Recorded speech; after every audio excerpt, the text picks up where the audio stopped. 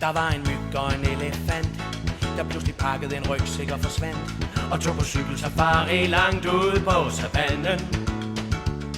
Elefanten var lidt tyk i hovedet, han ville hele tiden bestemme noget. Alligevel var de venner og virkelig vilde med hinanden. Når myggen sagde, vi skal den her vej, skreg elefanten, det bestemmer jeg. Okay, okay, mumlede myggen og tænkte på en sang, han kunne som lille. Da natten kommer elefanten sov, tænkte myggen, det kunne være sjov at synge sangen. Så han tog til mandolin og begyndte at spille. Ballonmand, ballonmand, blæs dig bare op og skynd dig, skynd dig, skynd dig, nyd det, mens du har din store krop. Ballonmand, ballonmand, du skal danse, ja du skal, men forsigtig for bare en lille myggestik, og du revner med et knald.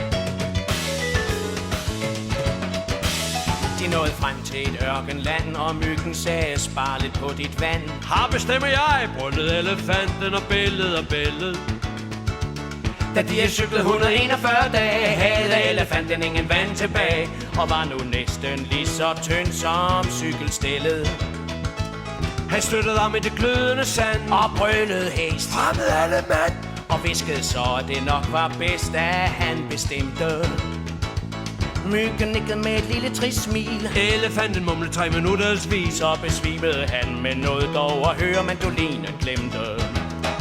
Ballonmand, ballonmand, blæs dig bare op og skynd dig, skynd dig, skynd dig, nyd det, mens du har din store krop.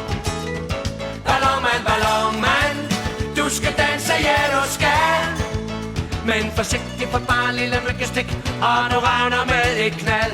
Ballonmand, ballonmand, blæs dig bare op og skynd dig, skynd dig, skynd dig, nyd det, mens du har din store krop. Ballonmand, ballonmand, du skal danse, ja du skal, men forsigtig for bare en lille bitte